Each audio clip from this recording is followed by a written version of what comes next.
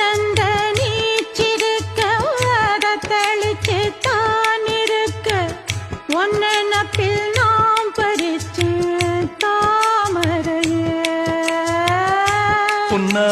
புன்னவனத்தினில பெடக்குயில் கூவையில உன்னுடைய வேதனைய நான் அறிஞ்சேன்.